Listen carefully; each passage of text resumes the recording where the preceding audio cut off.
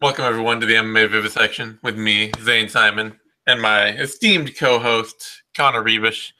We Hello. are here to talk about UFC Long Island, UFC on Fox 25, UFC Kelvin Gastelum versus Chris Weidman, and what should be a pretty fun fight. Like it kind of reminds me a little bit of last week's Nelson versus Ponzinibbio card, where it's pretty short on like big name fighters everybody's excited about and going to show up for, but with a lot of fun matchups against solid talent that should show up and make for fun action.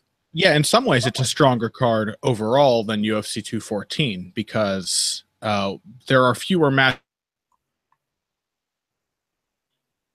Oh, geez. Did we just lose you already? Am I here? Oh, there you are. Okay. I'm here. There are fewer fights that feel in an obvious way to be very predictable, which should make this an interesting vivisection for us. I think it's mostly well matched from top to bottom, this card, but with a few real highlights. I mean, obviously seeing Kelvin Gastelum win would mean a lot for the division, or Chris Weidman getting back on track. But, we've got like really meaningful fights like the main card opener, Jimmie Rivera versus Thomas Almeida. That's a big deal for the bantamweight division and also should be a very fun fight. So I am 100% completely down with this card. I'm not displeased. And it should be a momentous vivisection for us, Zane, a character-defining moment, because, of course, I was ready. I was on time. I checked Twitter at 1 p.m. What happened, right? Zane Simon wants to do tape study. He wants to be more prepared for the card. We all know what tape study means, Zane, right? He's look, don't shame me. Don't shame me. Listen, okay? Zane feels very well prepared to discuss this card now that he's finished watching a few of his favorites, like Back Alley Crack Horse 3. We are not going to sit here for 5 minutes while you list fake porn names. Besides, I'm classy, it'd all be like, Lawrence of Arabia, like. No, I had a good one. Here it is. Zane's personal favorite, A Day in the Wife, which is, of course, a Beatles-themed cuckold film. He's watched that one very carefully before we got started on this week's show. I think we're already done now. I think Lawrence of Arabia. I did not expect you to have a better joke than I could possibly come up with in the can already. Like that that was good. Oh, Lord. All right. Okay. Let's get rolling. Yeah. So let's jump right in at the beginning of this card rather than all the shit we've just been doing. And a lightweight bout between hard-bitten New Yorkers, pure New York boys, Frankie Perez and Chris Wade. The first of 5 fights on what may be the strongest Fight Pass card that the UFC has put together in a very long time. Yeah, it means like 4 of these fights are going to get canceled at the last minute. Probably. Weight cuts. Yeah, Fight Pass always gets hit first, but if these fights are still scheduled when Saturday comes around, then it should go a long way towards making that monthly subscription worth it. Chris Wade and Frankie Perez, a very interesting fight. 2 guys who have been made to feel like losers in their recent bouts, both very skilled and crafty fighters. I'm sure they'll both be very determined for a win, so I'm expecting some good scrambles, some scrappy moments, maybe a couple of knockdowns or submission attempts. I think the real difference in this fight is going to be Wade's physicality. Wade's physicality and Wade's scrambling. Frankie Perez really does have the makings of a good fighter. Like he's got a natural feel for striking distance. He's got really naturally very good timing. And he's a momentum fighter where he's opportunistic in the sense that if you give him a window to jump through, he's going to jump through it and then keep jumping through it as long as it keeps working. So Frankie Perez can spend a round and a half being controlled in his back or not getting anything done. But as soon as you start backing up and getting tired, he's going to put punches on you. As soon as he gets a top position, he's going to keep you there. And those are good qualities to have. It makes him, you know, able to take over what is otherwise a competitive fight. But that kind of stuff doesn't usually work against Chris Wade. He's had trouble taking over fights himself, but he's a very adept scrambler. He moves really freely on the ground. Unlike Perez, he's not stuck in bottom position when he's taken down. Even against grapplers as good as Islam Makhachev, he'll find a way to sweep or reverse or attack a submission upon that key moment. So I think Chris Wade by second round submission is my pick. Yeah, I gotta say I like that too. I think both guys, honestly, they both have the problem of being good, solid, well-rounded fighters that aren't as good athletes as they need to be when push really comes to shove. Sure. Like when you buckle down and you put Frankie Perez in there against or against Mark Diakise, and it's just a wrestling match, then suddenly the fact that Diakise is a stronger, more, you know, a stronger, faster athlete really comes into play. Like Perez really needs to stumble upon a position of control in a match. Yeah. And if with Chris Wade, the same thing, like, you know, you give him somebody like Mehdi Baghdad who can't really wrestle, and Wade's just going to flow all over him. And, oh, Jesus. Too early in the day for this. And, you know, Wade's really going to flow well. But if you give him Islam Makhachev or Rustam Habalov, these big, you know, strong, grappling, wrestling athletes who are just limitless, then Wade is always on the wrong side of the scramble. Yeah, but there are always going to be, in those kinds of matchups, opportunities that Wade seizes upon seemingly out of nowhere. The head kick against Khabilov. I think he had a really tight guillotine attempt, possibly 2 tight submission attempts against Makhachev.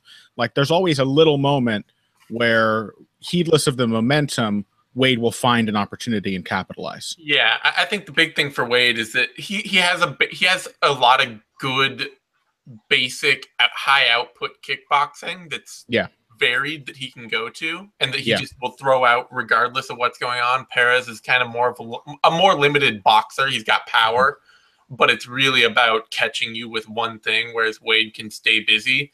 And then, as you pointed out, Wade has kind of the same thing with scrambling, where he's just a really, like, he will always be working and scrambling and making the best of whatever position he's in, whereas Perez is sort of like either he gets the momentum or he's losing the momentum, and not, you know, there's not that ability to shift out of something really bad into something really good. Yeah, you get the sense that Wade is just overall more consistently dangerous than Frankie Perez. Yeah.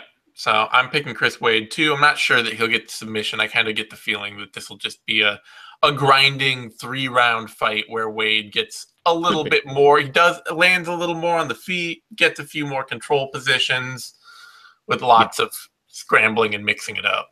A little bit like Wade Makhachev, which was a fully grappling-based fight that was still very fun to watch because there was just a lot of adjustments being made.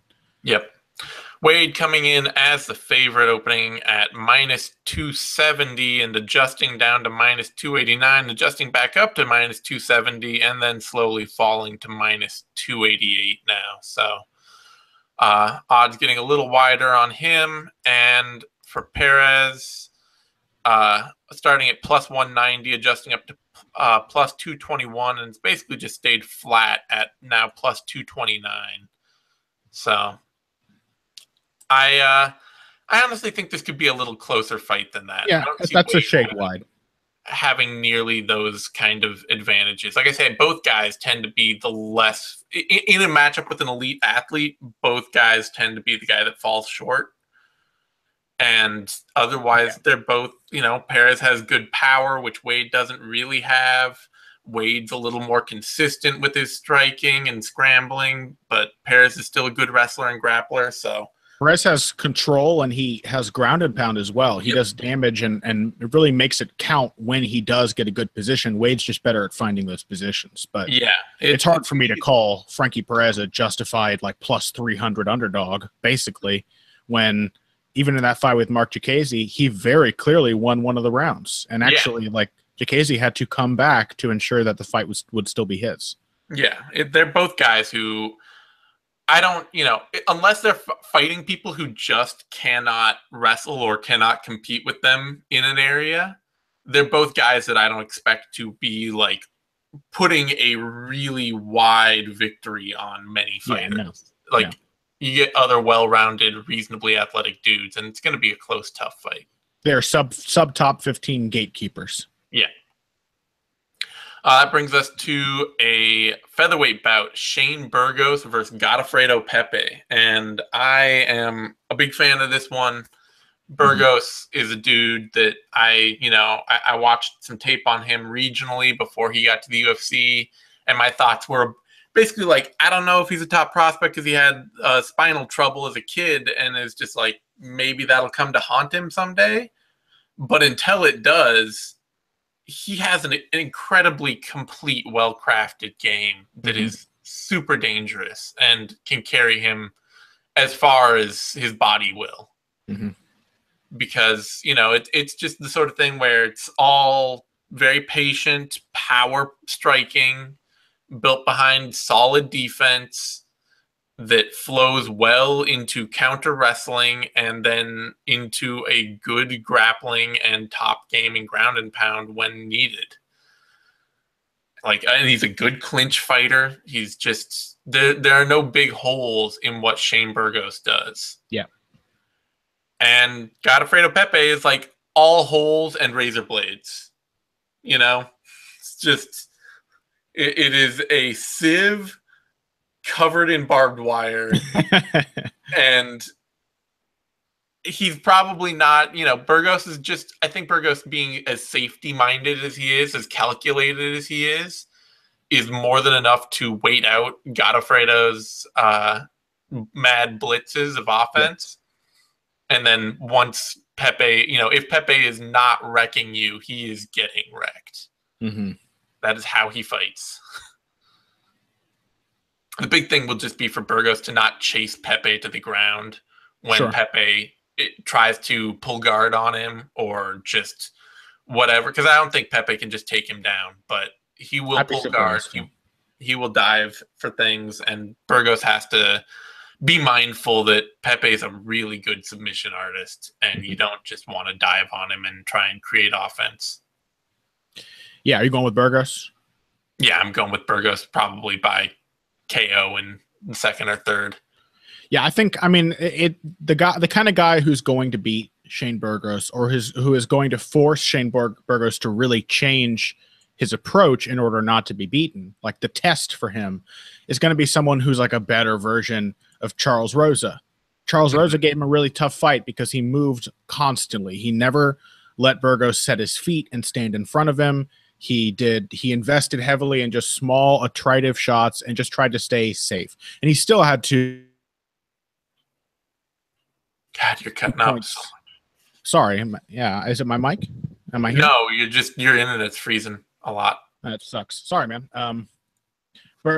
Rosa still had to rely on his chin a lot at several key moments throughout the first two rounds of that fight before he was close to being knocked out. He took some powerful shots, and a lot of guys can't do that.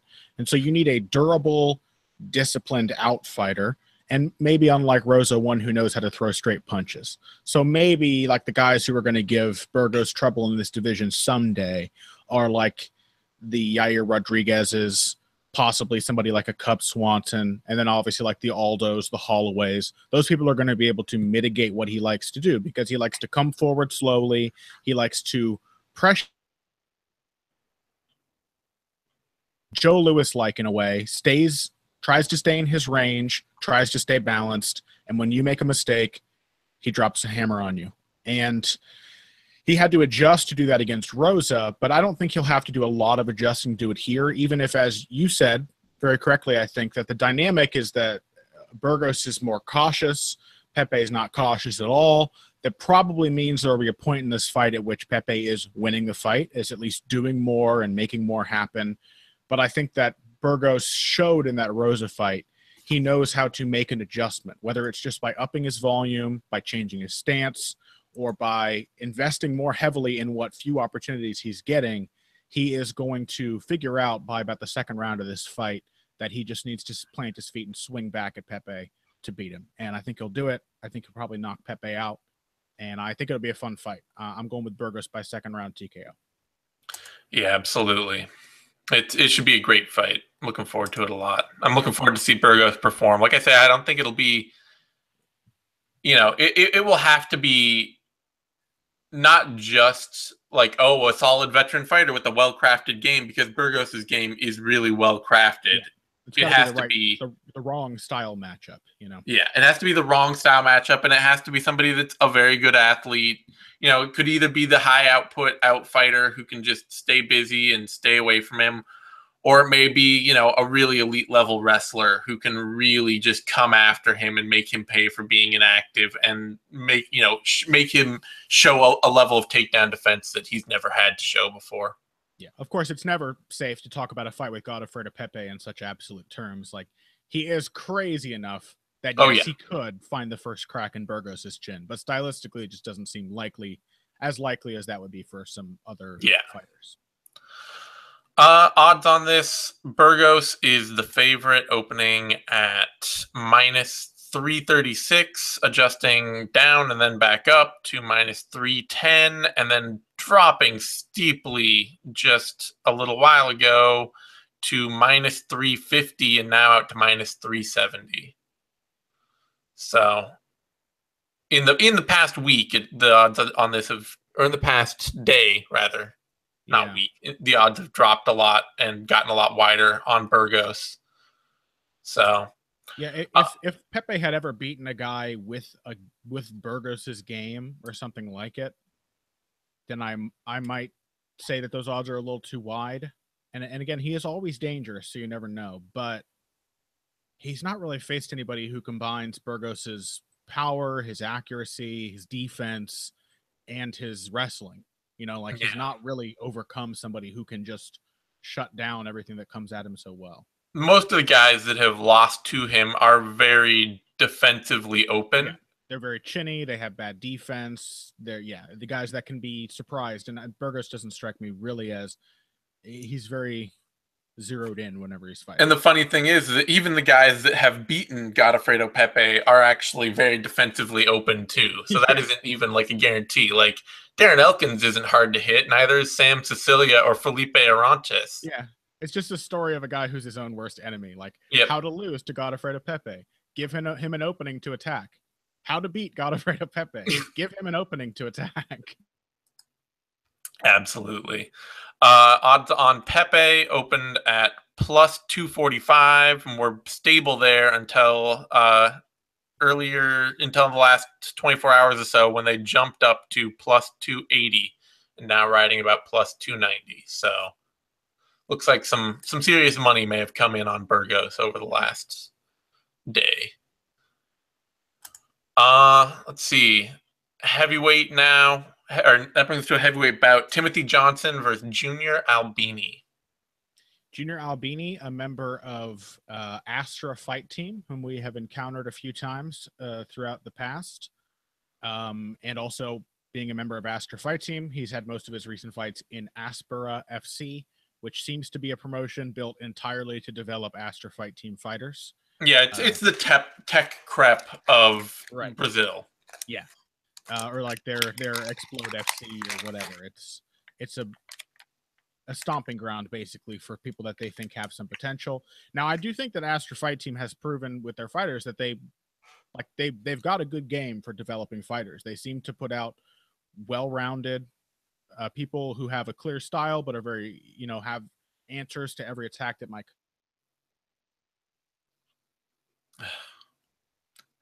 You got any like processes running in the background, something that's updating regularly, or?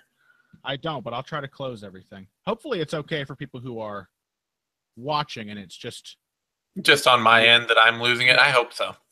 Hopefully. I've noticed that sometimes that when we have what seem to be crazy obstructive issues, I'm trying to close every other thing I have open. Yeah, anything you don't need. Yeah, that's the best I can do right there. All right, cool.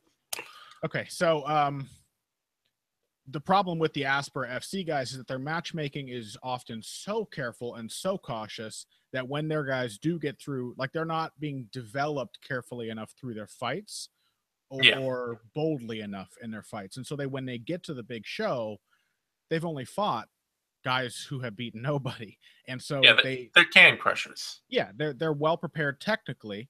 But it's really up to them and how like preternaturally self-confident they are, whether they can adjust to a level of opposition they have never seen before. And I think that's going to be the case with Junior Albini. I think he's a good fighter. He's got a lot of potential, very quick hands, seems dangerous, seems to take a shot pretty well, very calm, and keeps a decent output, but also knows how to pull back and just save his energy so that he can still knock somebody out in the second or third round. There's a lot to like about Junior Albini, who I think I described in my Sherdog preview as looking like Fabio Maldonado's nerdy kid brother, which is, I think, why he has the nickname Baby. He's definitely a baby face. Yeah. Nerdy kid brother with a gland problem. Yeah. Nerdy kid brother who never learned to stop subsisting on bagel bites after school. But the thing is that he's fought nobody. Junior Albini has fought nobody of repute. His best opponent is 6-0. He's fought some guys with like 50-50 records that have more fights, but the only really successful guy he's fought is someone who's 6-0. And if you look at his record on Topology, those 6 names don't really mean that much, as it turns out. And Timothy Johnson has never been a standout. He has certainly not thrilled fans with most of his UFC performances, but he has proven that he's a very credible gatekeeper at the UFC level. You know, he's gritty, he's tough, he's hard to put away, he's got decent conditioning, and he's just good enough at controlling opponents that unprepared fighters have to work really hard to find their fight. And I have not seen Albini find his fight against someone who wants to take it away from him. And so even if Timothy Johnson's not at his best, even if he can't hit all of his takedowns and everything, and he may not want to, because actually Albini's pretty good on the ground, but if he could just hold Albini against the fence and chip away at him, I think he can probably steal some ugly, ugly rounds. So I think Tim Johnson is just going to be a little too much too soon for a guy who hasn't yet to be tested in his pro career. I like Tim Johnson by decision. Yeah, Albini is very much one of those dudes. He's the heavyweights that I think of as dudes who fought their way into shape over a career. Sure, yeah. Like he started out as a really fat guy, and now he's only a kind of fat guy. Sometimes those guys are surprisingly legit, by the way. Oh, yeah, no, I mean, that was Junior Dos Santos in the early years of his career. He was like, you know, he was a fat dude that joined a boxing gym. Same thing with Khalil Roundtree. Khalil Roundtree, yeah. Like, you get some great athletes that way, but Albini's still kind of in the in-between period. He's not, you know, he's not rocking that JDS bod or Khalil Roundtree bod quite yet. Doesn't look quite like Khalil Roundtree. much to the chagrin of all of his female friends, I'm sure. He doesn't quite look like Khalil Roundtree. So, and yeah, you touched on the big points, which are that he hasn't faced the kind of competition that would make me feel like he's prepared for Johnson. Yeah. And the other thing is that Albini's not like, he's not a great one-punch KO guy. You know, he's got fast hands. He's got surprisingly fast hands. And honestly, kind of fast feet for a dude whose legs are like the size of me. Like, if you've taken a look at his legs, they're like that big around, each one of them. Yeah, and when he hits you once, he'll usually hit you with 3 more shots. Like, his combination punching is very technical. He'll stay in range to keep landing after he gets that one good connection. So he's still dangerous as a knockout puncher. But he's not a great one-punch KO fighter, and Timothy Johnson is really hard to hurt. Yes. Really hard to hurt. And the other part of it is that Albini is incredibly willing to get backed into the fence. Even against much, much lower levels of competition, he will let guys muscle him into the cage and then just kind of try to wait the fight out there. And that is really setting up for Timothy Johnson, wall and maul, wall and stall, whatever he's capable of doing. It just, it falls right into Johnson's game. So yeah. The question to ask with these Astor guys as we continue to see more of them, and they've clearly got a system that works because they've gotten several guys to the UFC. So they're at least putting their guys out there with good records. But the question is Junior Albini, do you expect him to be a Darren Till or a Glyco França? Yeah. And I'm not quite sure that he's even a Glyco França. Like, I just haven't seen anything yet to prove that he can even be that successful. Yeah, it'll all depend on his ability to probably get fitter against really big dudes that are going to push him around. It's, you know, a lot of heavyweights find that they suddenly their fitness that was poor but fine for regional heavyweight becomes a major problem in the UFC. Mm-hmm. And then it's also going to be how tough he is against real competition, against 6'4", 6'5" dudes that will hit with power every time. Is he durable enough? We don't know yet. Yeah. So I'm taking Johnson as well, probably by a grinding 3-round slog. Yeah. I did call this one of the best Fight Pass cards, but I do not expect this fight to be fun if it goes the way I expect it to. And Tim Johnson is the favorite, opening at -245, adjusted up to -215, and drifting slowly back out to -226. Albini opening at +175, and this has just been bouncing up and down the whole time. It's been open, is now at +181. I got no problem with that. That all feels about fine. Yeah, that's fine. And then that brings us to a bantamweight bout: Brian Kelleher versus Marlon Vera. So, is this me? It's you. Right? No, this is me. Marlon Vera is a decent athlete. He's got some power. He's got some speed. He is light on his feet. But he has yet to develop anything resembling a consistent strategic fighting style. He throws hard kicks. He can throw some hard punches, but he doesn't tend to slip a lot, move a lot. He just kind of swings with his head on line. And mostly it's just sort of like he sees an opportunity and he'll throw something at it. And it might have power behind it. It might have speed behind it. It might hurt his opponent. But it's rarely strategically designed to build later as the fight goes on, to create openings, or to counter specifically, or anything like that that's going to make Marlon Vera force his fight on anybody. Anybody who pushes a fight on Marlon Vera is probably going to get the fight they want. That's been, that was the case with David Grant. That was the case with Brad Pickett. It's just generally how he works. And Brian Kelleher is absolutely all about forcing his fight on people.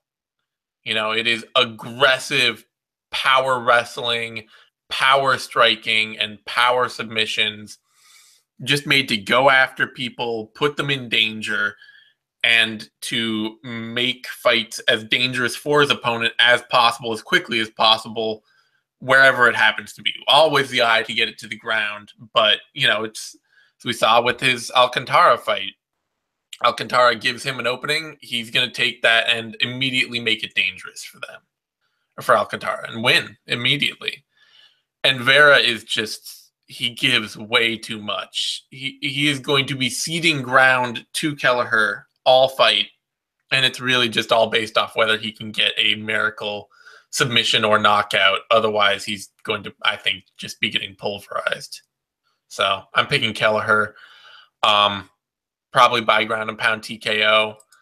Vera's been tough his whole career, so maybe a decision. But he's going to be giving this is probably the fighter, the most capable fighter that Vera has ever faced, of just going out and putting offense on him. Yeah, that's, I've got my eye on Marlon Vera. I think he might turn into something. He's had an up and down road here at the beginning of his career, but we have seen flashes of spoiler potential. Like, he's at the top of my list for potential future.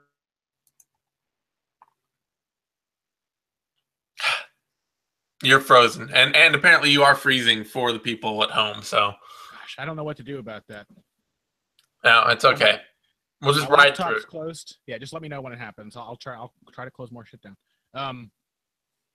He knows how to do two things, right? He knows how to survive, and then he knows how to find a way to win, right? Sometimes it doesn't work out, but like all good young veterans, like Sean Strickland's, like Jorge Masvidal's, he's, first of all, tough to put away and tough to dominate.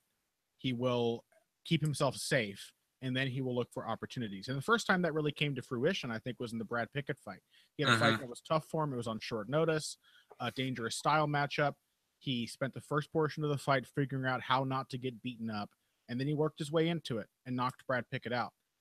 And his durability counts a lot there, but you're right when you say that Brian Kelleher is the guy with the process. Brian Kelleher is not discovering how he's going to win this fight over the course of the fight. He can adapt, but he comes out with the intention to put it on his opponent, and has proven to be very dangerous. And even though it was a very small sample size, and we often complain about those, his win over Yuri Alcantara actually showed some really great process from Brian Kelleher, because Alcantara came out aggressive. He nailed Kelleher with a few good shots, but Kelleher immediately responded with pressure. He knew it was going to put him in harm's way, but he knew that if he backed Alcantara up, if he got in his face, he could hurt him and find an opportunity to get the win. You have something to say? Apparently your microphone's really low. Everybody's complaining. How's it there? Is it better? Oh, shit. Wow. Am I here? It's just a mic issue then. Yeah, it was just... All right, I'm loud and clear now. Now you're louder. Much louder. Okay, great. Our apologies for those issues, people. Brian Kelleher put it on Yuri Alcantara. He kept the pressure on in the face of adversity while being hit. He stayed as defensively responsible as he could, and he took a gambit. He put pressure on Alcantara and made him make a mistake. And even before that guillotine, he rocked Alcantara with a right hand. He got him up against the fence, hit him hard, made Alcantara go for a takedown, and then instantly tapped him out. So there was a lot of nice process in a fight that might seem too brief to get much information out of. And that kind of process, I think, is just going to be too much for Marlon Vera. I think he's going to have to spend too much time catching up and figuring Kelleher out, whereas Kelleher is going to come into this fight knowing what he wants to do and ensuring that his game plan increases his chances of that happening to the max. So I like Kelleher. I think he might get a second-round submission. I think he might hurt Vera first, like he did Alcantara, and then find a guillotine, which has been a great submission for him throughout his career. Yeah, I'm just not sure that Vera will shoot in to give him that, because Vera likes to be on the back foot so much. He does. You know? My feeling is that Kelleher is going to pressure him so effectively that he forces Vera to shoot. Yeah, that might be. Vera is the underdog, opening at plus 150 and adjusting up to plus 175, where he stayed, now at plus 177. Kelleher, the favorite, opening at minus 190, adjusting down to minus 215, where he's more or less stayed, now at minus 219. So it's fine by me. Honestly, like it's a step back for Kelleher after that short notice win over Alcantara. This is a markedly easier opponent, so he should at least be. I just assume this is Kelleher wanting to fight as quickly as possible and wanting to get on his guard, and Vera being the dude that was ready. Good idea, man. I mean, he called out the Brazilian crowd. He got a big upset, made the most of it, and now he's going to hopefully dominate someone to prove that, yes, he really is here to do something in the UFC. Yeah, I honestly think the odds could probably be a little longer on Kelleher, a little wider than they are, but that's just me also not really. I don't have the same affection for Vera's game that you do. Yeah, and it's really an affection based on potential. Like right now, Marlon Vera is not a great fighter. No. All right, that brings us to a featherweight bout. Kyle Bochniak versus Jeremy Kennedy. We underestimated Jeremy Kennedy, I think. Yeah. That debut, man, I was like, boy, he looks kind of small. He spent a lot of time before he could get Alessandro Ricci down to the ground, just grinding on him. How is that going to fare against the rest of the division?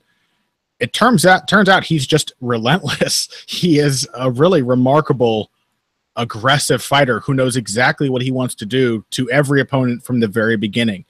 And I'm sure he'll probably grow into his frame. He's still young. He'll probably get stronger as he continues to fight. And he'll probably get more technical and be able to find those takedowns a little quicker. But what was his last fight? I found it to be really impressive.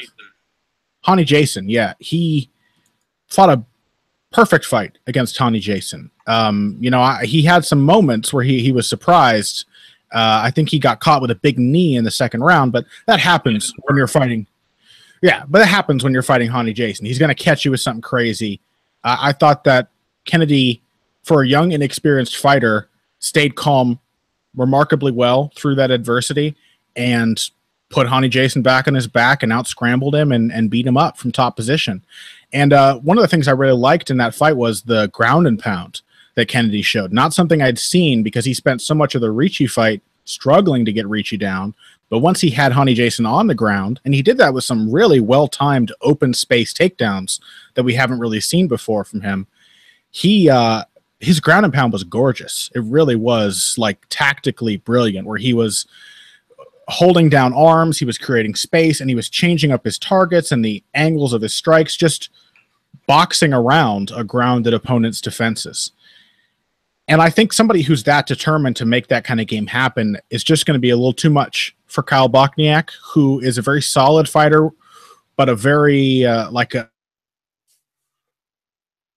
of like unique craziness, anything really unexpected. He hits pretty hard, he throws hands pretty fast, and he's got some powerful leg kicks, and he'll shoot for a takedown to keep it interesting. But he spends a lot of time just kind of watching and waiting, seeing what his opponent does. And Kennedy doesn't do any of that. From the opening bell, he is going to try to get Bochniak against the fence and pressure him. He'll probably run into some trouble along the way. But I think once he starts to wear Bochniak down, which we did see happen in some of Bochniak's past fights, the power kind of leaves his punches, his wrestling is not quite as strong, then I think Kennedy's going to get him down, sit in his guard, and beat him up. I actually think Kennedy might get a late TKO in this fight, but either way, I do expect him to go through a tough start and end up winning the fight as usual. Yeah, I think I slept.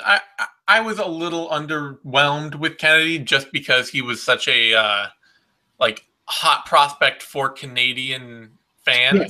No, I was with you, by the way. I don't want to throw you under the bus. Like, I underestimated Jeremy Kennedy as well. And I still have questions about his physicality. Like, the win over Honey Jason told me a lot about Honey Jason, and it told me a lot about Jeremy Kennedy's consistency as well. But like, Kennedy on the regional circuit was a dude who he used his striking a lot, and he was like this go in and like power punch with people and then hit takedowns and hit ground and pound, and he had this very complete game. And that striking has had to vanish from his game in the UFC because I don't think that he's, because of maybe physicality or durability. I worry about that, but I have turned the corner far enough on him to now believe that he'll beat Kyle Bochniak, because Bochniak, there's a couple of reasons to that. The big one is, like you say, Bochniak, there's just not enough depth and creativity to his game standing to make me feel like he can survive, or he can surprise Kennedy in the kind of ways that even Honey Jason did. A lot of what Bochniak is doing is pretty rote, like power 1-2s and a low kick and something like that. And it's not the kind of stuff that'll surprise Kennedy enough that makes me fear that his chin is going to get cracked easily or quickly. And then in wrestling and grappling exchanges, Bochniak is just a little too, he depends too much on being strong and on just muscling people. I get the feeling like the wrestling game's a little shallow. Like, it's there as something to make the whole game work, but he doesn't seem to have fully explored what he could do as a wrestler. Yeah. And the follow-up to that is that training out of Broadway Jiu-Jitsu, I don't really trust that he's going to be making the kind of leaps to his game that would be necessary in order to turn those corners. Maybe he's changed camps. I should know this because, I see his stuff on Twitter and stuff like that, but I don't my faith in Bochniak making the kind of like big leaps fight to fight is not that big. He's already, he hasn't been doing this that long. He only started back in 2014, but he's also already 30, so it's kind of a late coming to MMA out of a gym that's not really known for producing MMA talent. And Kennedy, he's got the more complete game. He's a much more complete wrestler and grappler and ground and pound striker. So I think he can take this one. The big question would be if Bochniak is strong enough to shut down Kennedy's wrestling game, then this could be a very interesting fight. Because like I say, Kennedy's striking, a lot of that has just kind of vanished in the UFC. Yeah, I guess in broad strokes, what you could say is both of these guys have had 2 UFC fights. And in both of his, Jeremy Kennedy has shown that he is committed to his style of winning, even when it seems like he shouldn't be able to. And in Bochniak's 2 fights, it's like he's always kind of struggling to have the fight he wants. Yeah. Like, I didn't think he deserved the win over Enrique Barzola. No. And Kennedy's fights haven't been like, his first one against Ricci didn't blow anyone away, but he definitely won it. Yeah. So. Odds on this, Kennedy is the favorite, opening at -245, adjusted up and down to -230, and then drifting right back out to -242. Bochniak opening at +175, adjusting upward to +192, and it's been there ever since, about +194 now. It's a little wide for me. A little wide for me too, just because I do still have concerns about Kennedy's physicality and his striking.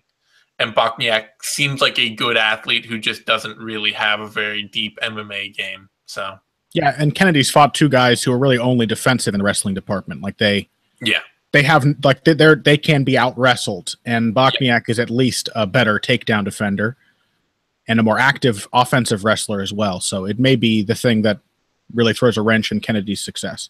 Yeah, we'll see. It's an interesting fight to me, and I could easily see it being a close back and forth bout if Kennedy can't get easy takedowns. That brings us now to the Fox card, the prelims on Fox, and a heavyweight bout, Damian Grabowski versus Chase Sherman. And this is kind of like, this is one of those fights where it feels a little too easy to break down, but the basics just seem to be that Grabowski is not durable enough to be a UFC heavyweight. If he can come out and take Sherman down immediately, something that Sherman has not had to face at all in the UFC, then he may be able to wrestle and grapple his way to a win. In fact, I would say that Sherman's career is overly free of having had to face wrestlers. Like, even not only just Walt Harris, Justin Ledet, and Rashad Coulter, but it's hard to find a lot of tape online that's just not Chase Sherman in a kickboxing match knocking somebody out. You mean Jack May and Alex Nicholson aren't going to prepare you for the wrestling you might see in the UFC? Yeah, I think Alex Nicholson may have taken him down. He knocked him out. I think he knocked him out. He got knocked down and then got up and I think hit Sherman with a spinning back fist and put him away. Yeah, but the dudes he's facing have not prepared him as a wrestler. And Alan Belcher's MMA club, I love Alan Belcher, but I don't necessarily have any faith in his coaching ability yet. There's no establishment to it for me to say. He's also been involved with that Lloyd Irvin circle of instructional style, along with the 2. Who are the 2 brothers? Name starts with an A. I'll think of it. But he's involved in kind of a little bit of a rackety style of teaching submission skills. So yeah. So if Sherman can't, if Grabowski just comes out and presses takedowns, Sherman may not be prepared at all. There's a very good chance of that. Certainly his Ledet fight, the path to winning that fight was to try to take Ledet down, and he didn't attempt even one takedown. So that's a concern, but just based purely on durability, I've got to go with Sherman here. Yeah, I'm with you. And I think beyond just durability, it has to come down to like athleticism. And that seems to be the one thing that Grabowski has really lacked in the UFC, which we see with fighters a lot, is they will have a reasonable modicum of success on the regional circuit. They get to the UFC, and suddenly it's like these guys are big and strong and fast, and boy, do they hit hard.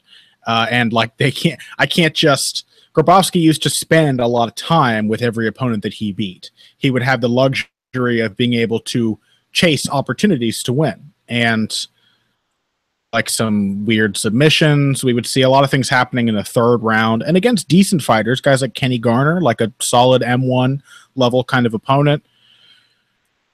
But even then, people who were just kind of athletic and strong or fast or hit hard, people like Marcin Tybura, like Cole Conrad, somebody who could overpower or outspeed Grabowski in any notable way, someone who could surprise him with their physicality, seemed to beat him. And that has happened more dramatically than ever now that he's in the UFC. 2 first-round knockouts. Anthony Hamilton put the man away in 14 seconds with like the first punch that connected.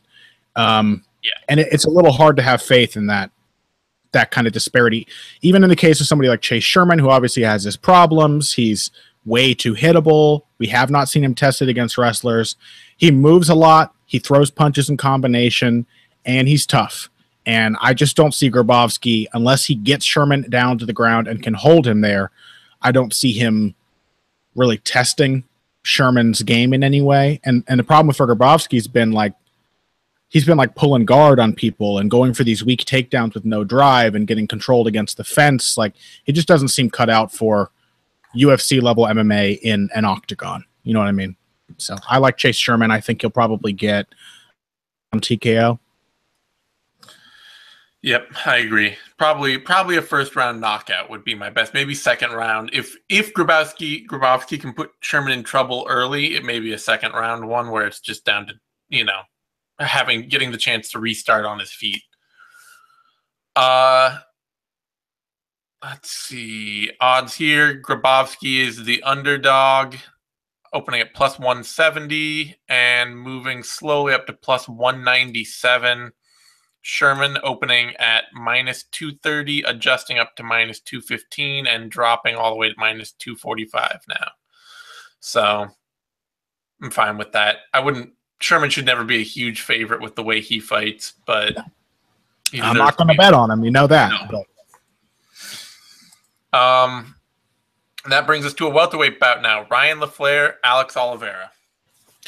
Interesting fight. Kind of a weird one. Alex Oliveira is in that position where he's just kind of hovering around a certain level of opposition, but I think that might be what he needs. He's not too old to keep improving, and he has been showing developments in basically every fight with a few hang-ups here and there. But I think he's just figuring out his game now that he's accepted his role in the welterweight division.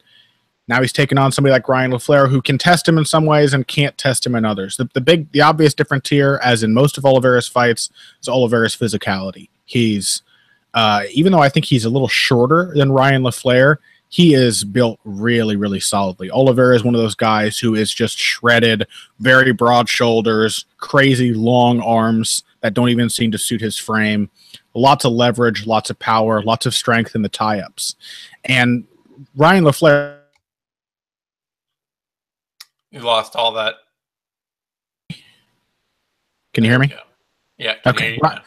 Yeah, Ryan LaFlare's counter to Oliveira's athletic and physical advantages is going to be like technical craft, grappling wizardry. LaFlare is a super willing scrambler, not always the best at holding a position. Often, though, that's because he will. You get the sense that Ryan LaFlare could hold a position, but he'll go for a submission or initiate a scramble trying to advance. And I think that'll be the problem for him here, is that while he's obviously tricky enough to catch Oliveira out in the scramble, Oliveira still, I think, relies a lot on his strength and power to control people on the ground. He still makes technical errors from time to time. It's difficult for me to see LaFlare locking Oliveira down well enough to finish him with a submission. And if he can't do that, then his only chance is to outbox Oliveira on the feet, which is possible. LaFlare's not a bad southpaw kickboxer, but not super dangerous, not super fast, just kind of a pot shotter who, if you give him the fight he wants, he'll do his best to pick you apart. I think Oliveira is just a little too aggressive, a little too strong, and I think he's really found a home for his desire to manhandle people in welterweight, where I think he feels as strong as he looks. And I mean, the way he fought Tim Means was really impressive to me. He just, no questions asked, dragged Tim Means down to the ground and made him suffer. I think he's going to do something similar to Ryan LaFlare. I like Oliveira by unanimous decision. Yeah, I'm very split on this fight. And the reason I like, you may have pushed me from across the line into the Oliveira camp, but the reason I'm split on this is that I still don't think that Oliveira can fight without pressing a physical advantage. You know, it's even in that Means fight, it was just all get into the clinch, make it dirty, make it hard, and give up some bad positions to Tim Means a couple of times doing it. It's almost like he's more comfortable in a kind of fight that neither man really should be enjoying. Yeah. He makes it uncomfortable for everybody, and then he's slightly more comfortable than his opponent. Yeah. And like, in the Will Brooks fight, it was very clinch heavy, trap Will Brooks up against the fence, and Will Brooks' own passivity and willingness to just let people have whatever fight they want until they get tired kind of cost him there. And there's, even though Oliveira can hit hard and can go after people as a striker, so much of his game these days is just about, can I get into a tie-up and put my size and strength on you? Can he do that against Ryan LaFlare? I mean, Ryan LaFlare is kind of a big slab of muscle in wrestling, Like Damian Maia beat him, but that's Damian Maia. Nobody else has. He lost the kind of fight to Damian Maia that you just described Oliveira would need, right? Like having an opponent who lets him have his fight until he gets tired. But that's Damian Maia. Yeah. Like waiting for Damian Maia to get tired makes a lot more sense than waiting for almost anyone else to get tired before you start to beat them. Yeah. And so that gives me a lot of questions about Alex Oliveira's ability to win this fight. Yeah.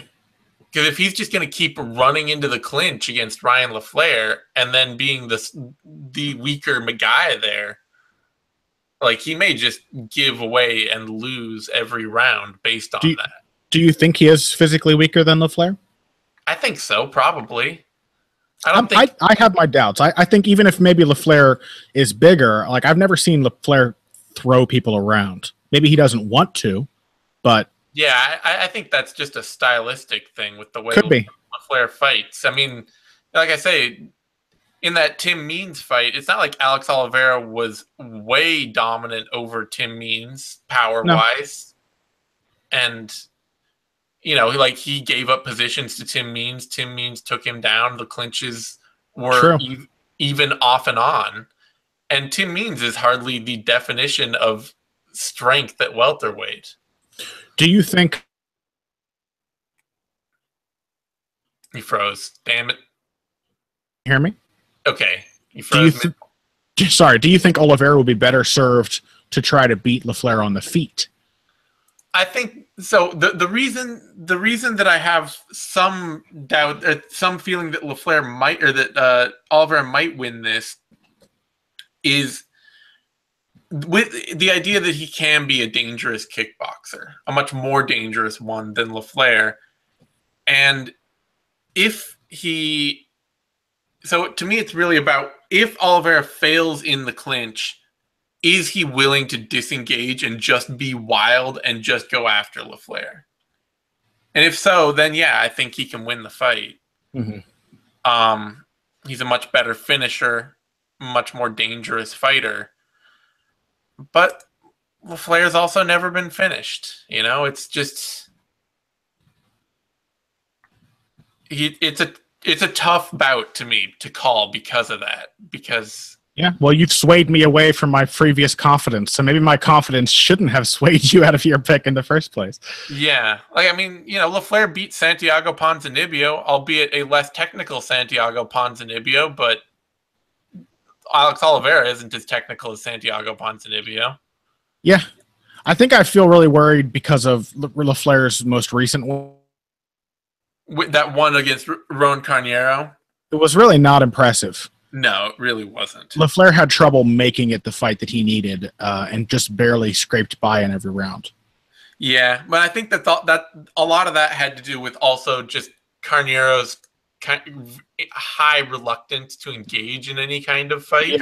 Yeah. Like Carneiro just being like, "Oh, I don't have a physical advantage. I guess I should just like fade away and try and hit counters, which I'm not a good counter striker, so we'll just figure out how that works."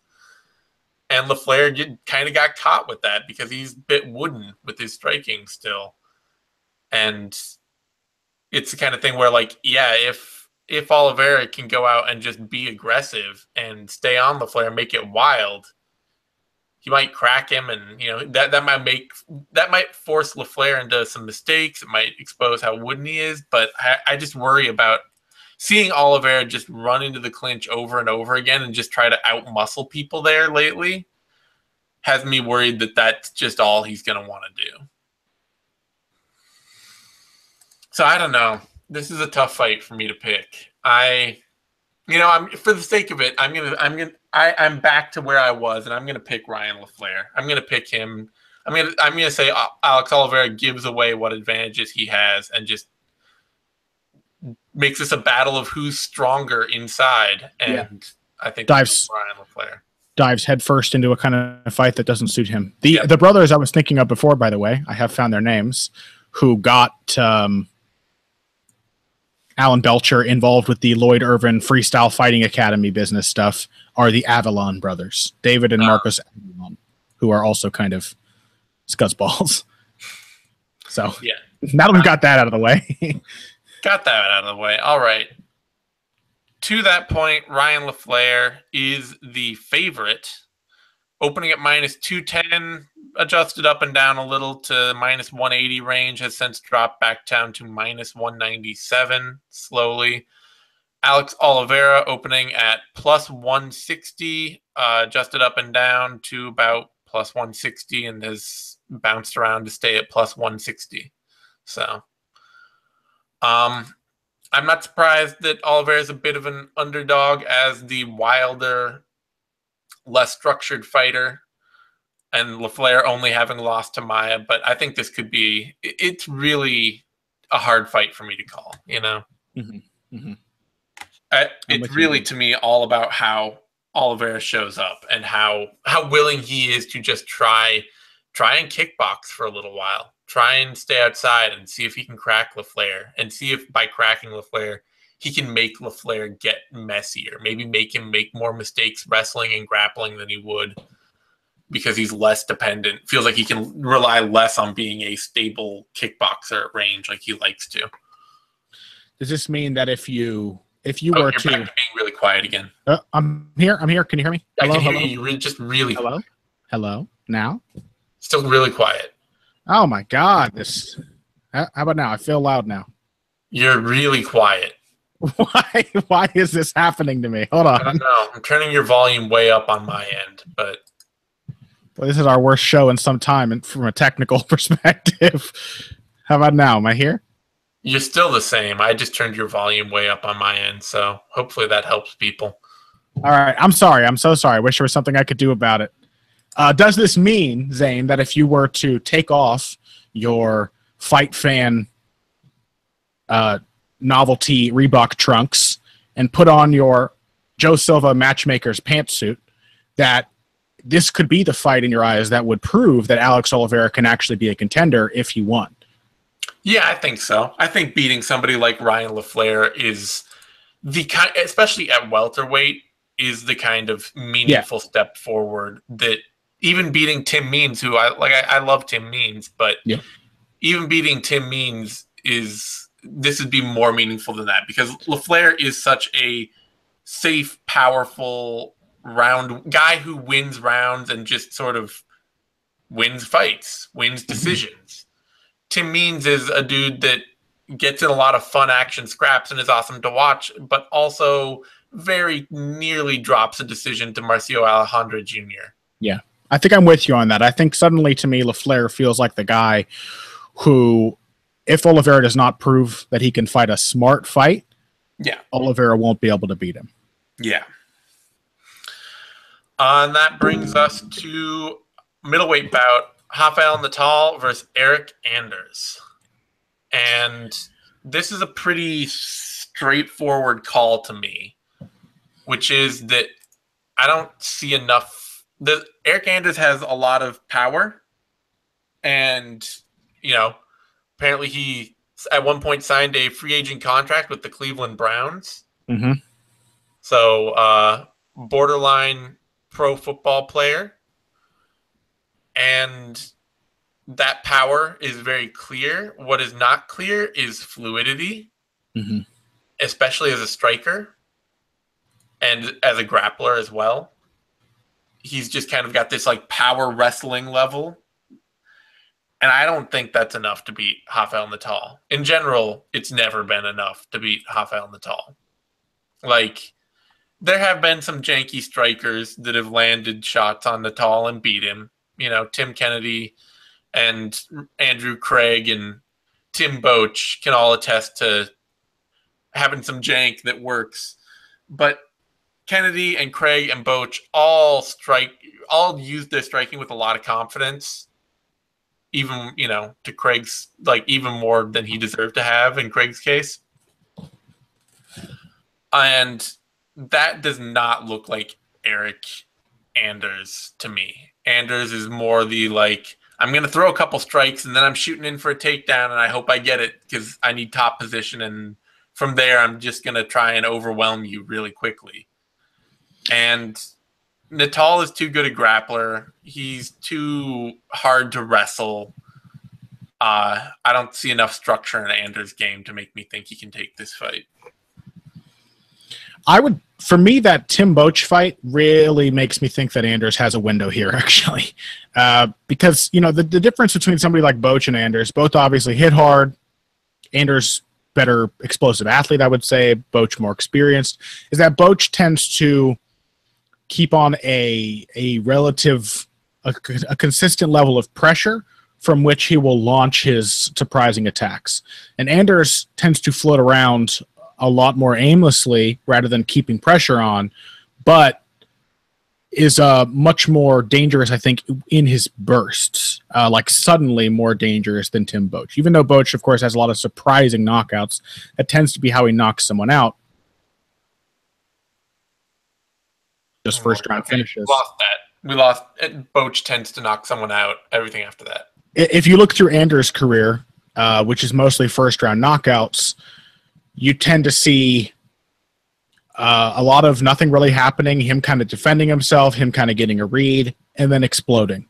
And when he explodes, he covers a lot of distance, he carries a lot of power, and he usually throws in combination. It's not just a single shot, which is a terrible way to fight at this level, to just bank on single power shots, but it's a burst. It's a flurry of sudden offense. I think the one that stands out most to give you a picture of how that works is probably his win over, I think it was John Kirk. He hit John Kirk after a lot of not much happening, hit John Kirk with a leaping right hand, shifted, followed with a left hook, and then I think a third punch, all in the space of like half a second. And the combination of the three is what put Kirk down and allowed Anders to beat him. And I think there's a good chance of that happening against Natal. I love Rafael Natal. I have been a fan of his when most people have no reason to be a fan of his. But I think he's a fundamentally sound kickboxer sometimes. He's a pretty good submission grappler sometimes. He can even be a good wrestler sometimes. The problem with Natal is that he is so terribly inconsistent. He takes his foot off the gas. He loses focus in the fight. He makes the same defensive error a few too many times in a row. And somebody who picks up on those things catches him. So I think what this fight will look like is Natal probably winning most of the time spent in the cage. But I think that Anders is going to shock him with one really big flurry.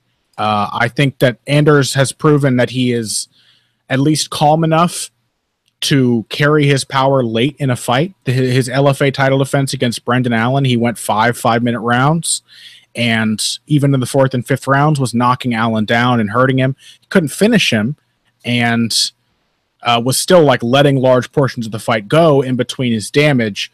But Natal has never been a guy that you need to damage a lot of times to put him away. Like, mostly he gets clipped and falls apart. So I think we're going to see Natal looking good, Anders doing not much of anything, and then a surprising upset first round TKO. I think the big reason that I don't have faith in that with Anders is that I've never seen him nail a pure knockout that just like hits someone and they go out. Maybe it wasn't John Kirk then that I'm thinking of. Maybe it was his fight with Garrick James or someone earlier in his career. There was like an immediate... Brian White was the dude that he just kind of ran over immediately, like ran out and dropped him, and White went down, and then he jumped on him and he hit him. But everything has involved Eryk Anders following people to the ground and then being able to get control and land big shots. And I don't see enough structure in his ground game to make me think that even if he can hurt Natal, if he has to follow him to the ground to put him away, I don't see the structure there to do it. Yeah, you might be right. So we'll see. Call it a gut pick. Yeah, I will call it a gut pick. Although it is a even odds pick on best fight odds, or in the books rather. Opening at -110 and drifting up to, let's see, Natal opening at -110 and now up to -101. And Anders opening at -120 and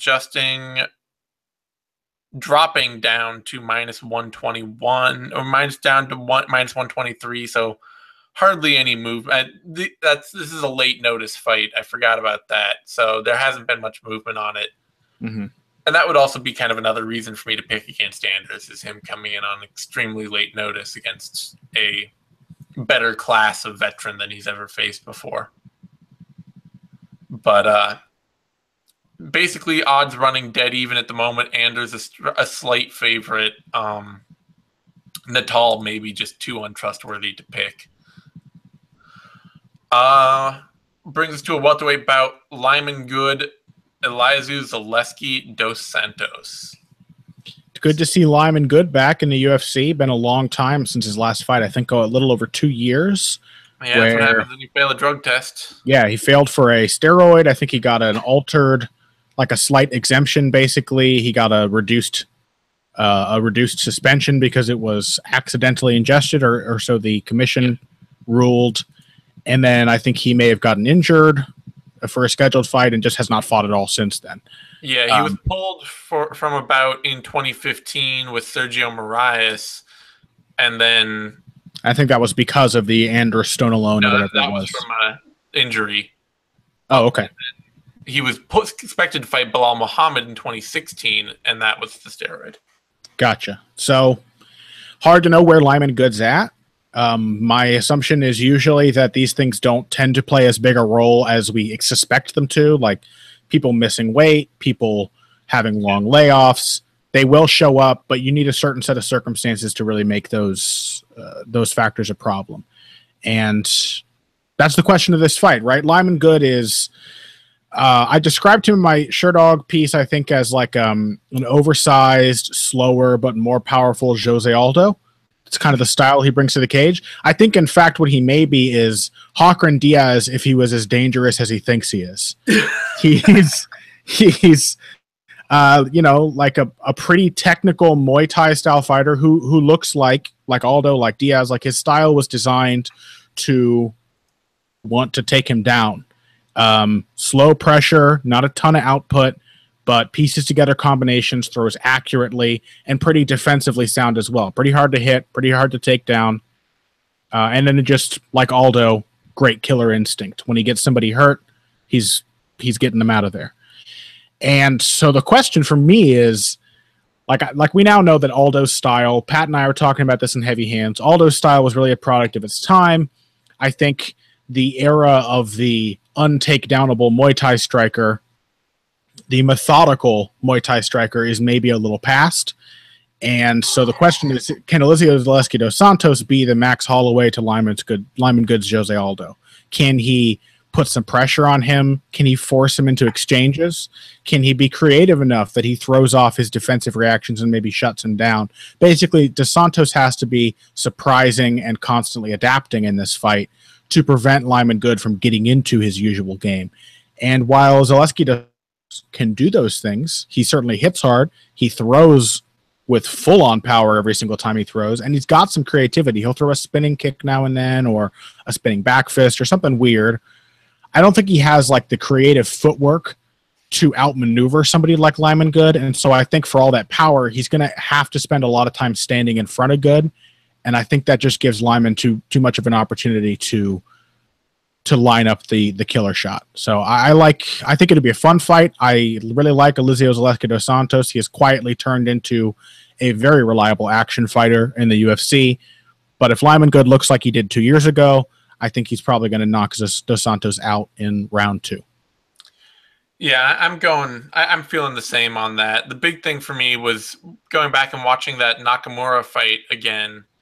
And you have another sort of patient, stalking forward striker, but one that's much more hittable and much less deft than Lyman Good in Nakamura.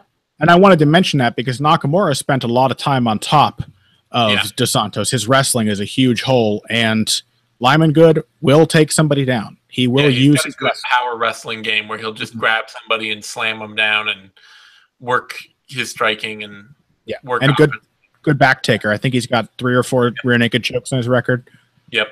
But the thing with that Nakamura fight is that Nakamura landed on Zaleski dos Santos pretty regularly in exchanges. And I know part of that is that Nakamura is a surprising striker. Like he's so stiff and walking forward and unmoving that you expect him to just get hurt and then not have anything to respond to you with. But instead, he just tends to walk through damage and come back with surprising sharp punches. That right hook, baby. Yeah, but Good is sort of he's stalking and he does that, but he actually slips things and then comes back with surprising punches that actually have power on them and aren't just sort of surprising. Yeah. So it really feels like Zaleski dos Santos would have to really catch Good with something and hurt him to turn the tide of this, because moment to moment, Good has better feints, better movement, is just a more clinical striker, whereas Zaleski dos Santos really just kind of puts himself out there and makes mistakes and hopes that you end up on the end of something powerful. Yeah. And beyond just not getting hit in order to land a counter. I lost all that after not getting hit to land a counter.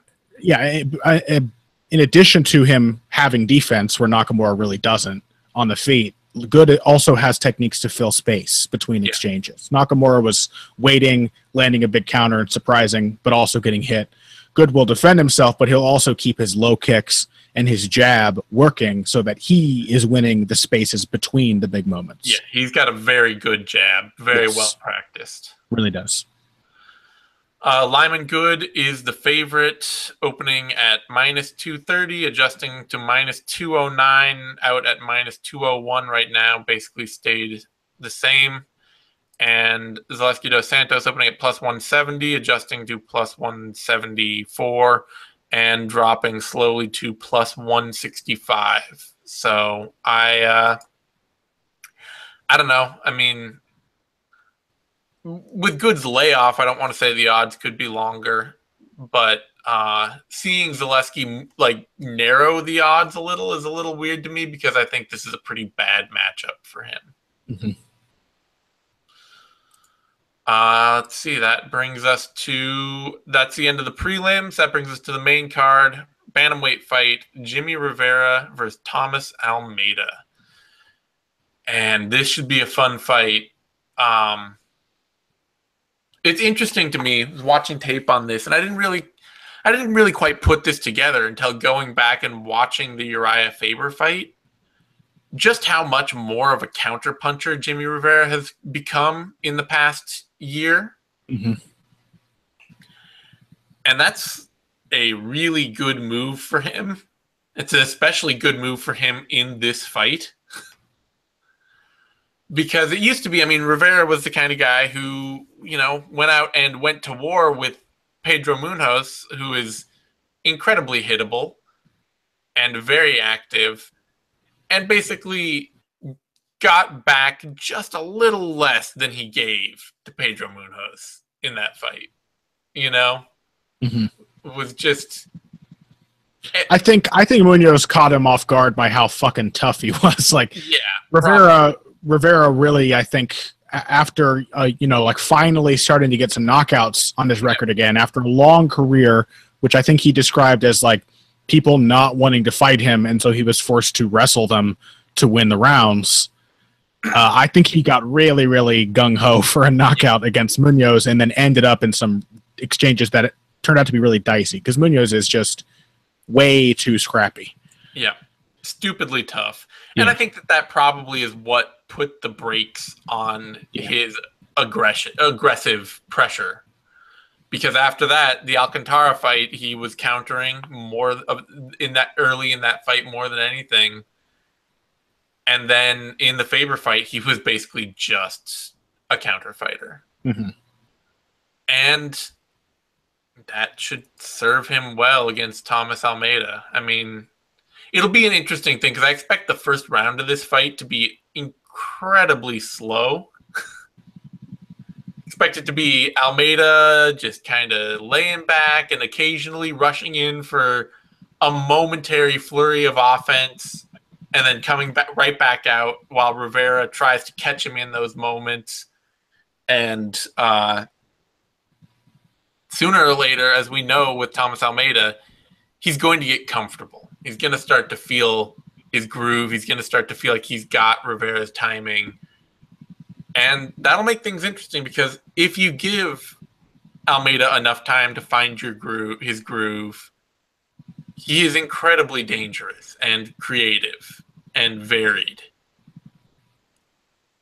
Unfortunately, he's also always hittable all fight. He gets less hittable as the fight goes on, but he's still hittable. And he doesn't have the world's greatest chin. He's got a great ability to bounce back from nearly getting KO'd, but he gets nearly KO'd by a lot of people. Mm-hmm. And Rivera does have a phenomenal chin and an assload of power.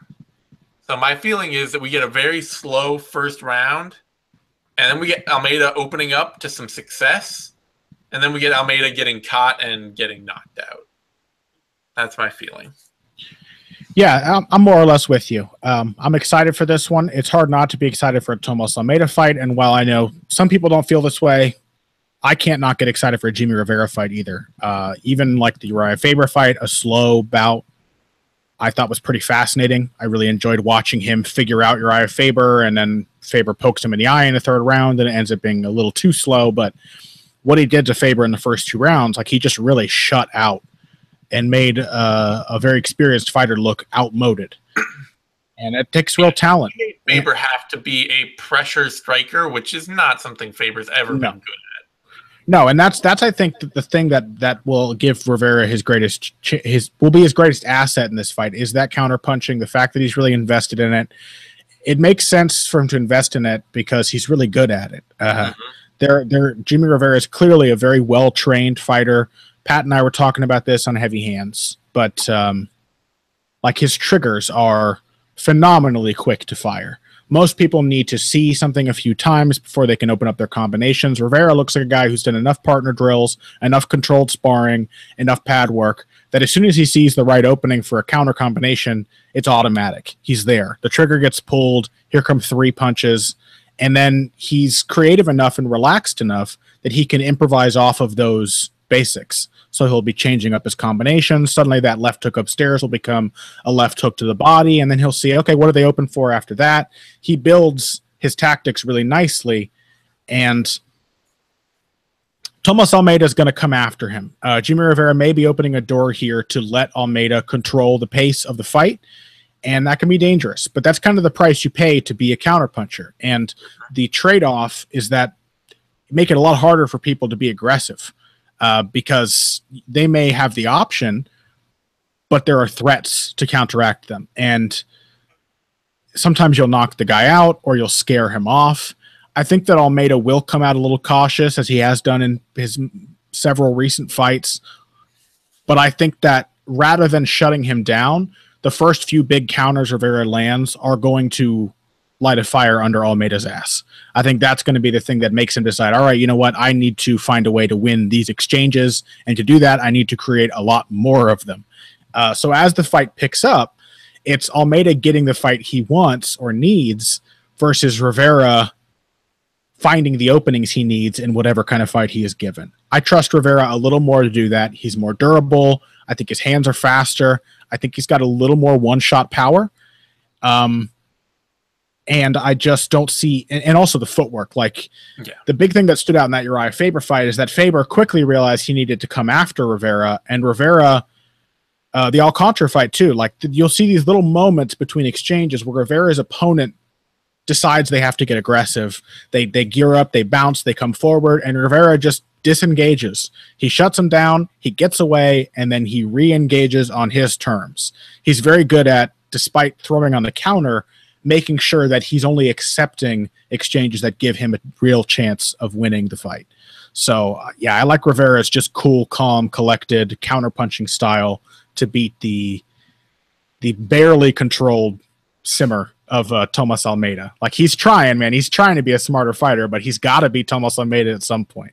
Yeah. So, it's just going to be especially hard for Almeida against really good elite athletes like Rivera at the top end, where it's sort of like, if you check down what made you successful, then you're just the lesser athlete in this fight trying to be technical. And yeah, I think what Almeida, like, if he discovers this or has discovered it before this fight, what he needs to beat guys like this are ways to put volume on someone. It's one of his biggest advantages is pace and volume without fully exposing himself to an exchange. You know, he wants to pressure without creating exchanges, because an exchange means the other guy gets a chance too.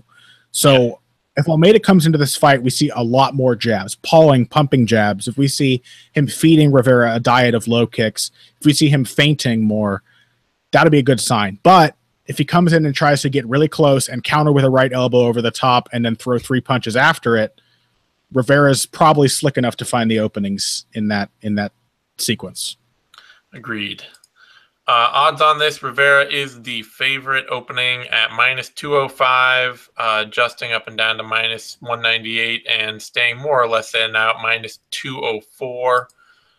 And Tomas Almeida opening at +160, adjusting up and down back to +168, and riding right around there at +167 at the moment. I think I'm okay with that. I mean, if they're in the +100, -100 area, around 200 at the max. I like Rivera a lot in this fight. I think Almeida has to show something new, and Rivera doesn't, which means to me that the odds could be more in Rivera's favor. Sure. I get that feeling, but it's I don't trust Almeida to get shut out. You know what I mean? Yeah. He's going to make something happen. He's going to try at least. All right, that brings us to the light heavyweight bout, Patrick Cummins, Gian Villante. Oh, this fight is my shit, Zane. You know that. This is a terrible looking matchup in all the howl and everything. In all the best ways. I'm glad we don't do this show standing up. I need this desk, Zane, okay? I can't tell you why, but I need this desk to be here, and I need it to intersect my body at exactly waist level. This fight is a mess. It's two guys who had just struggle constantly to make their games work. Patrick Cummins has a terrible chin, and he's very stiff on the feet. His chin gets tested in every single fight, and a lot of times he gets knocked out. When he doesn't, we get to see what he does well, which is wrestling not the greatest control wrestler, but a really pretty takedown artist and a guy with a lot of heart. You know, he's not easy to, you have to finish him to make him stop. And unfortunately, he's not that hard to finish. John Villante, you don't have to finish him to make him deteriorate. You just have to hit him. And once John Villante gets hit, he tends to go a little crazy. He stiffens up. His arms just become these fixed, right-angled, bent hooks that he just swings alternately at whatever's standing in front of him. And his chin is there for the taking. Even more so than Cummins, I would say, Villante's defense is a serious problem. He's terrible at adapting to counters. He doesn't slip. He doesn't take angles. He covers up and he backs away if he needs to avoid a shot. And he's not really fast.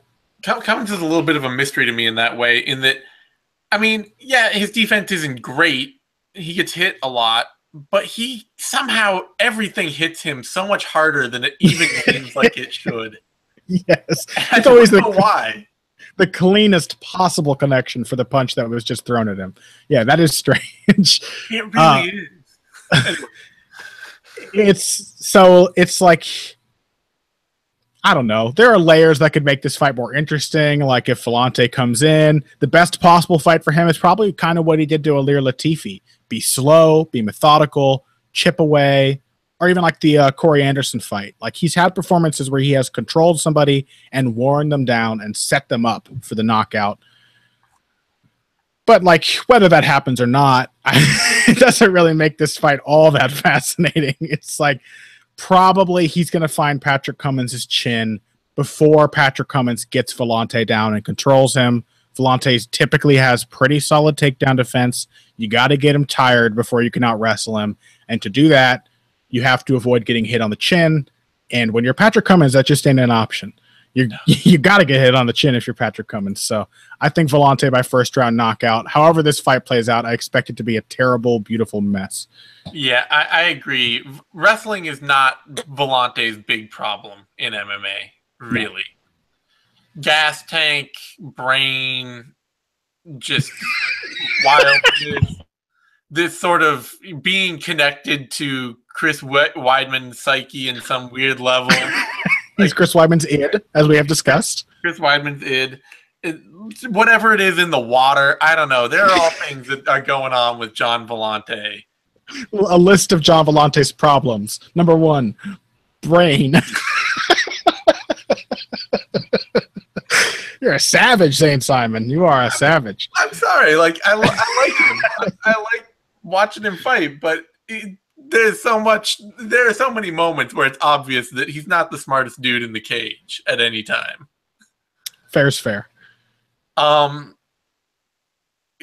Cummins, yeah, like I said, there's just this sort of amazing, like it needs to be studied, this ability to get hit that hard. Cummins somehow lives right in the doorway of a portal to a dimension where every punch connects cleanly. He exists in a different universe. I want to get him in there with like Anthony Peroche or something. And just oh my God. Cummins versus the Hippo? That is what I want to see. Like, just any fighter who hits Patrick Cummins is going to hit Patrick Cummins harder than they've ever hit anything or anyone before. Jan Blachowicz like destroyed Patrick Cummins with a single punch. He has never. Oh, we lost you again. Well, just imagine that I've descended into madness and I'm no longer here. Okay, well, either way, I gotta agree. Patrick Cummins is very likely getting knocked out in the first round. I don't think, like part of it too is just not having that great a top control. So Villante not being a terrible wrestler, even if Cummins gets a couple takedowns, he's gonna have to get like 5 and survive multiple rounds.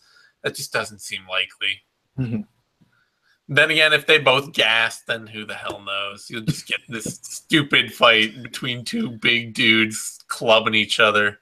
I hope Cummins doesn't get knocked out early, because if that doesn't happen, this is going to be the worst, best fight ever. Yeah, it'll be one of our good bad fights if Cummins doesn't get knocked out early. Yep. Cummins opened at -110, has since, or Villante opened at -110, has slowly drifted out now at -165, and Cummins opened at -130 at favorite odds for a lark. Why not?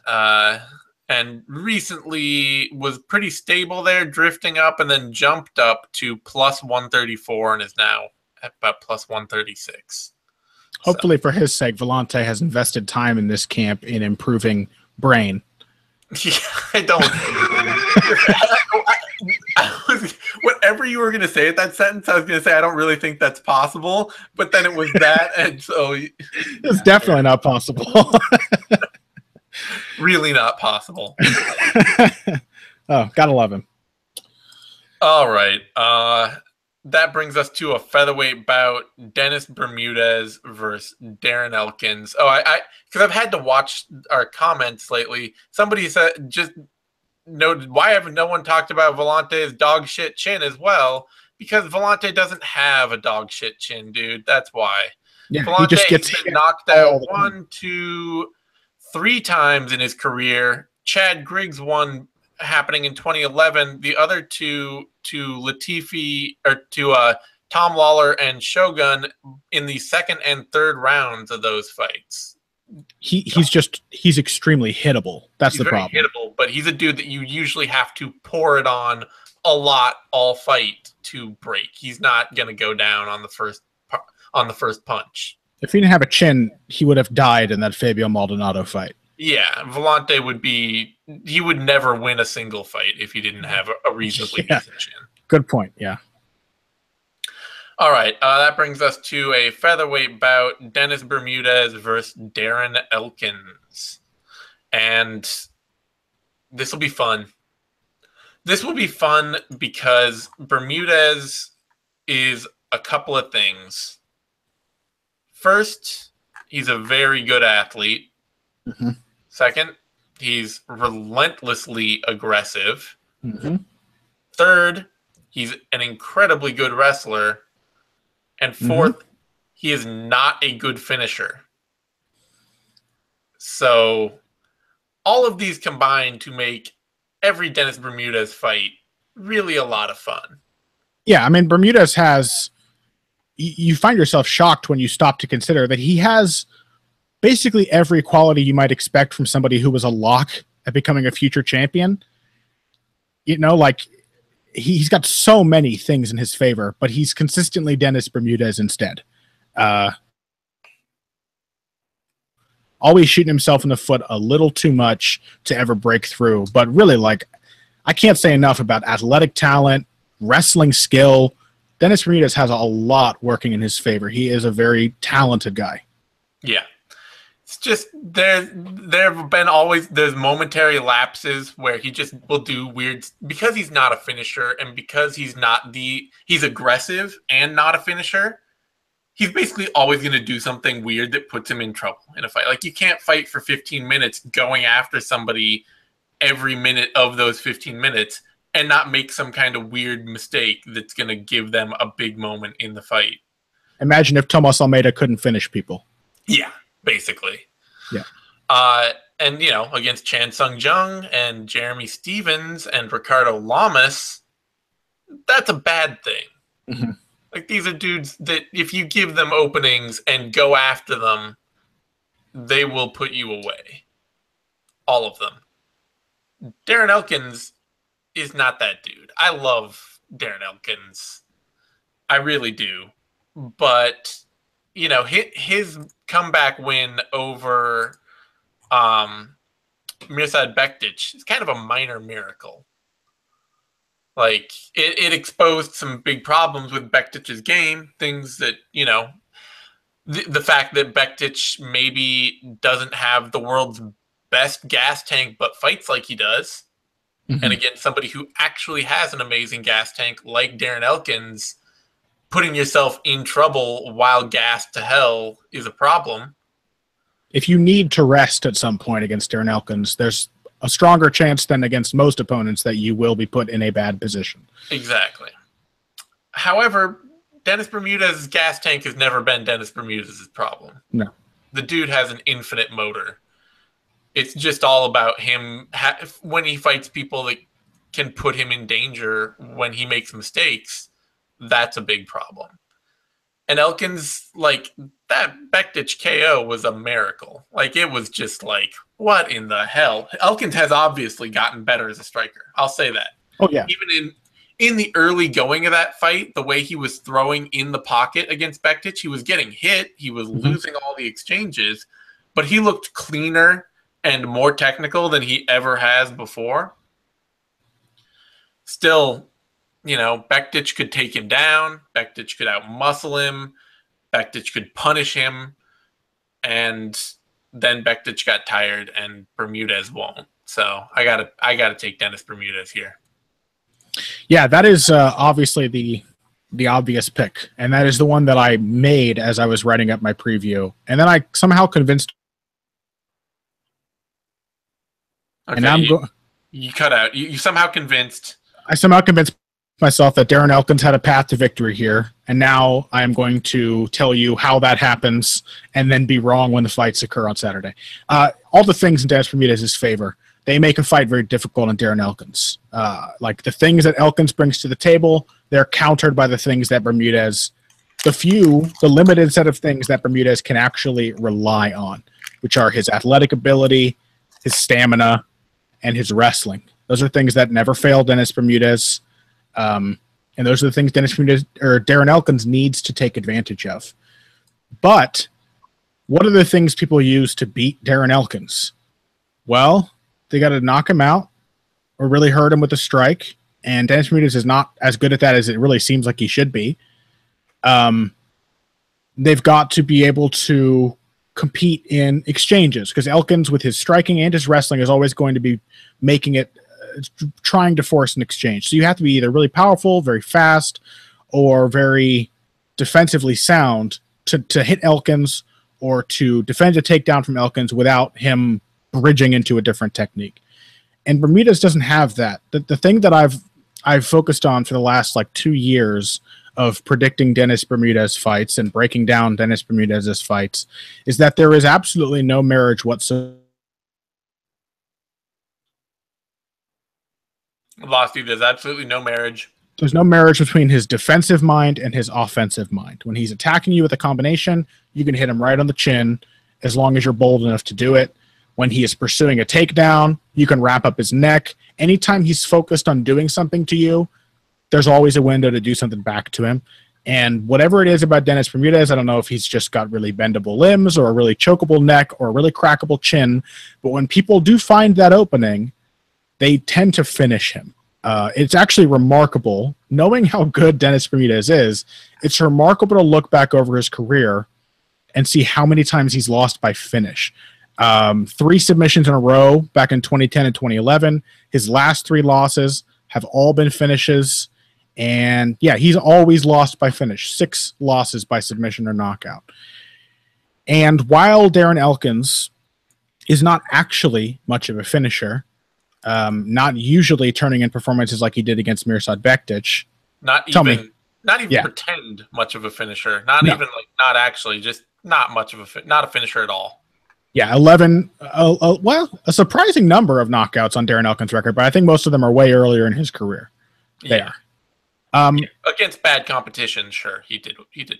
But he does hurt most people he fights. He doesn't finish people, but he does put them in really uncomfortable positions.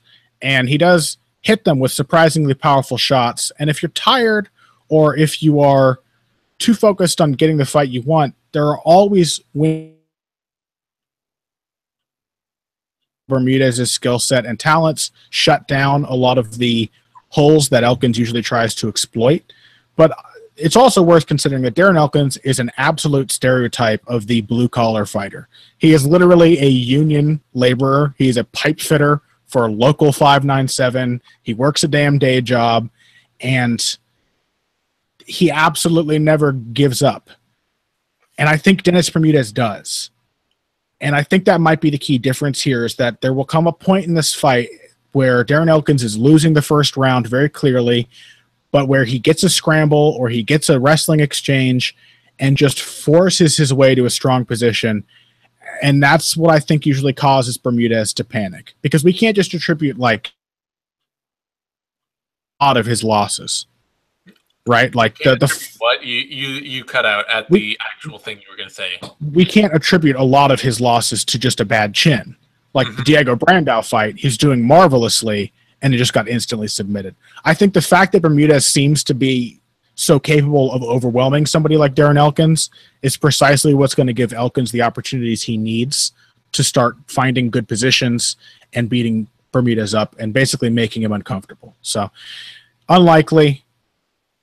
Darren Elkins may have even had the last of his career taken out of him in that Mirsad Bektic fight. That's a possibility that we have to consider. It may have given all he had left beating Bektic. But if he's still Darren Elkins, then I'm picking him to win by decision or possibly a late submission, just given how very finishable Dennis Bermudez always has been.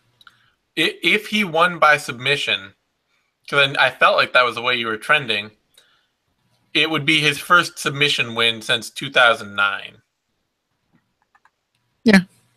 Not a submission ace, Darren Elkins. No, that's true. So, just saying, like, I mean, you know, if you talk about Diego Brandao, like, Diego Brandao actually has a pretty great submission game. Oh, yeah. No, it's a gut pick. It's another gut pick. I just have this feeling I don't think Dennis Bermudez has a lot of time left in his career. I think Darren Elkins is reaching the stage where he's still capable of surprising a lot of people that seem to have obvious advantages over him. Which is weird, because Darren Elkins has been doing this a lot longer than Dennis Bermudez. Or, yeah, well, a little longer than Dennis Bermudez. Couple years. But let's also consider, like, most of Elkins's fights have not been like the Bektic fight. Most of them, they're pretty like prolonged grappling exchanges. Dennis Bermudez has had a few of those fights. Of course, notably like the battle with Matt Grice way back in the day. He's had a few fights that were crazy wars. The Jeremy Stevens fight more recently, Chan Sung Jung fight. I just don't have a ton of faith in Dennis Bermudez not getting upset suddenly in any bout. I think the thing that gives me a little more faith here is him doing a pretty good job of just working over Tatsuya Kawajiri. He also kept wrestling with him. Well, he beat him in the wrestling exchanges. Yeah, but he shouldn't have been. Like, Kawajiri's not a good striker. I know, but he's still, like, better kickboxer. Kawajiri for 15 minutes. Darren Elkins is a very good, scrappy wrestle grappler, but I think Darren Elkins could out-wrestle Kawajiri. Like, if we're just using MMA math, that fight was actually... I wish we had seen that fight. Yeah, I would still like to, yeah. But that's one of the fights that kind of tipped me to the Elkins side, actually, is because Bermudez had so many obvious advantages at range, and he just kept diving into the clinch. It's true. And if he does that against Elkins, like, that's just giving Elkins a chance. Yeah, it's just Elkins, you know, so many of his... I don't know. He's his own thing, you know? He's his own weirdness. All right. Elkins here, he is the underdog, opened at plus 150, up to plus 194. A lot of money coming in on him late. Went from plus 197 back down to plus 160 in an hour, or in like a few, you know, like a big drop, and is now slowly trending back up to plus 172. So a line that was stable adjusted way down and then is slowly going back up against him. I would warn people not to assume that Darren Elkins is a career upset artist or a career comeback artist. Right, that he is not good enough to win, he doesn't win. Yeah. That's, you know, I'm trying to think, like, what's another Darren Elkins fight that was just obviously like, oh my God, how did Darren Elkins win that? I guess Hatsu Hioki at the time, that people still thought that Hioki was going to be really like a big deal in the UFC, but in retrospect, that doesn't look as impressive. It was maybe Diego Brandao way back in 2012. Also a fight that is not as impressive in the rearview mirror. And yeah, otherwise he gets wins that make sense, and when he loses, it's to good athletes that are just better athletes than him. Although in some poetic coincidence, Darren You were going to say in a poetic coinkydink, Darren Elkins was the guy to stop Diego Brandau's role immediately after he submitted Dennis Bermudez. Yeah. That's kind of interesting. Darren Elkins definitely has better submission defense than Dennis Bermudez. Oh yeah, yes. Yeah. So Bermudez opening at -190, dropped down to -225. That was slowly getting wider, all the way up to -245 when it hit that same jump of money coming in on Elkins. Went all the way back up to -192, and has since been drifting back out to -211. So. Cool Interesting to see that somebody has listened to you and believes wholeheartedly in you. And yeah, but there's not really anything on the line when I pick Darren Elkins. Like, those people are putting money on him. Yeah, and somebody has bet their house on Darren Elkins. Yeah, please don't. Please don't. I'm just making a ballsy pick because I can afford to be ballsy. You can't with your money. Yeah, do not listen to us and then turn around and drop a shit ton of money based on what we say. Because please don't. Please, God, no. Just don't. We don't do that. I don't do that. And I am me, you know? I have never bet more than $10 in my life and very rarely bet more than $5. So, yeah. Just an FYI to everybody out there. Feed your kids and, spend wisely. That brings us to a middleweight bout. Chris Weidman, Kelvin Gastelum. And I believe this is you, I think. Mm-hmm. It is, yeah. So, unfortunately, I don't feel like this fight is worth talking about quite as much as I would like it to be, because it feels like we have a lot of strong evidence indicating that Chris Weidman's career is on the downturn. We have seen a dramatic shift in how competitive he is able to be with his opponents and the circumstances in which he is competitive with them. One of the most striking differences between Chris Weidman now and Chris Weidman who won the belt, the chin seems to be going. And Weidman has never been a great defensive fighter. He's always needed to be able to take a shot. He's always needed to be able to take a shot. Yeah. These days when somebody hits him, it really messes him up. And that Gegard Mousasi fight, man, like the interview he gave after that fight, even though it was a weird, messy situation, he was punch drunk, dude. He was really, really out of it. Didn't know what week it was, or what day it was, which is why they chose to stop it. Yep. I just don't think there's anything to say that Chris Weidman's at a good place in his career right now. And I think he's really holding desperately on to the idea that if he gets one big win over a top guy, he's going to get back on track. And so, unfortunately, he's just like working his way down from the top of the ladder in very small steps and just fighting tough guys. Like, he's not getting a single break, and he's fighting really actively, and it's just bad times. And Kelvin Gastelum is on the opposite end of the spectrum in terms of career momentum. He really seems to have found a comfortable home at middleweight. He works very well as the small but extremely fast guy. And against Chris Weidman, who's been looking slower and more fragile with each fight, I think Gastelum is going to look faster and more powerful than usual. I think Weidman shouldn't be overlooked entirely. His wrestling and his size can obviously be a factor, especially in the early going. That was a problem for Gastelum against Tim Kennedy in the first round. And Vitor Belfort for a minute or two. Yeah, and Belfort. But Weidman, the other thing too is like what's presaged all of these knockouts lately has been Weidman gassing. And he's always had a hard time going to the championship rounds. That was part of the reason that his fight with Lyoto Machida was so competitive in the end. But now he's gassing out after a round and a half. And once he's gassed, that increasingly fragile chin just becomes a more and more tempting target. I think Gastelum is going to survive a few slightly dangerous scrambles and wrestling exchanges early, and then I think he's going to start backing Weidman up and just throwing these laser-guided straight punches through and around his guard. I like Gastelum by a second or third round TKO. Yeah, I think one of the things that maybe Weidman is hitting worse than anything else is that not only is he maybe getting a little less durable, or is it may be just all durability, you could say, that by getting a little less durable, being easier to crack, it's making him panic a little quicker, making him a little panicky, and being panicky is a really good way to gas you out. And the problem then falls to twofold, which is that as a striker, especially, Weidman has never been a great early finisher. Like, he's had a couple of, he knocked Vitor Belfort out in the first round because everybody does.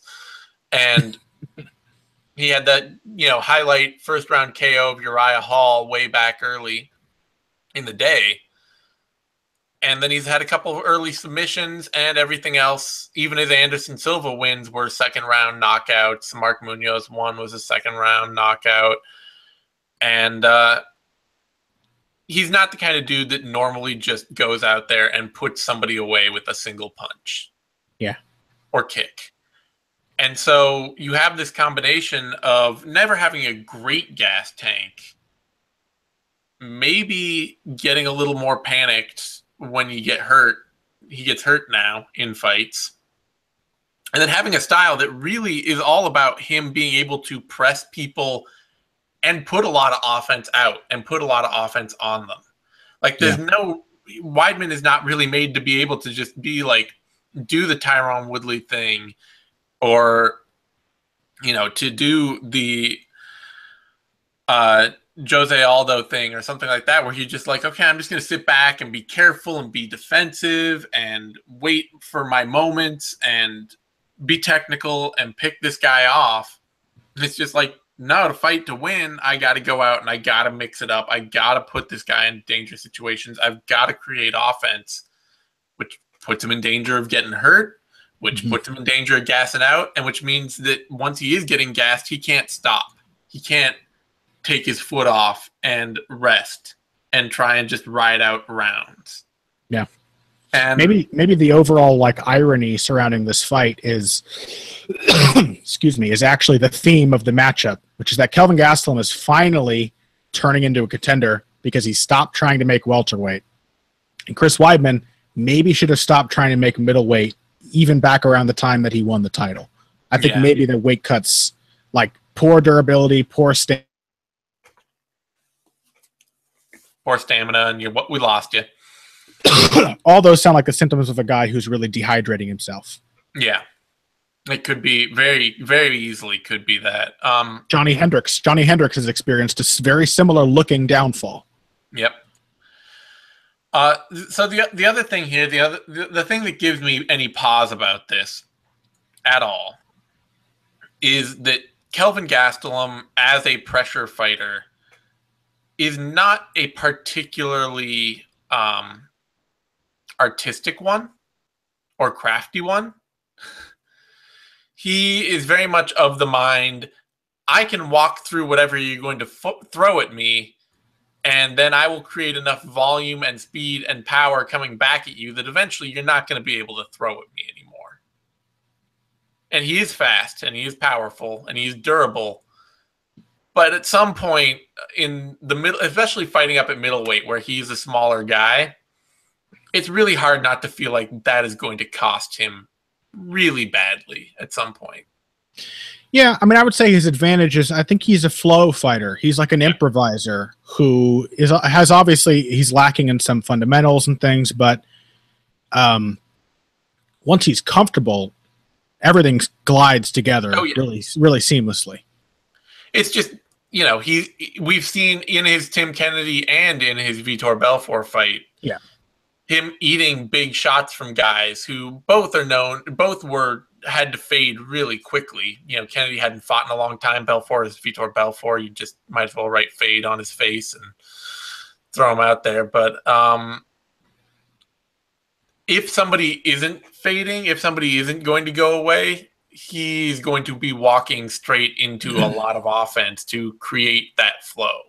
Rick Story did that back in the day. But the question is here, is Chris Weidman that guy? Yeah, and I don't think he is. He's never responded to pressure that well. He tends to just sort of eat a few shots and then try to answer back and escape. And it's just it feels too much of a momentum thing. I could, if Chris Weidman can hit, part of it too, Gastelum is also part of that is Gastelum is just very willing to let opponents fight their fight so that he can get his flow. Mm-hmm. Tim Kennedy just went and got a body lock and started working to take Gastelum down. And Gastelum was just like, all right, I guess I'll just give up some takedowns and some body lock time here until I can break this. You know, there was no urgency or interest to step away. So I wouldn't be surprised to see Weidman come out and get some early takedowns. And Weidman has been extremely effective with his early takedowns. Yeah. And even in these 3 terrible losses, he's taken all those guys down really artfully in the first round. Yeah. I wouldn't be surprised to see Weidman get an early takedown or 2, land some big shots, hurt Gastelum maybe. But over a 5-round fight against somebody that's really hard to put away, it's just hard to pick Chris Weidman in that. It's borderline impossible to imagine him winning if he doesn't submit Gastelum in the first 2 rounds. Yeah.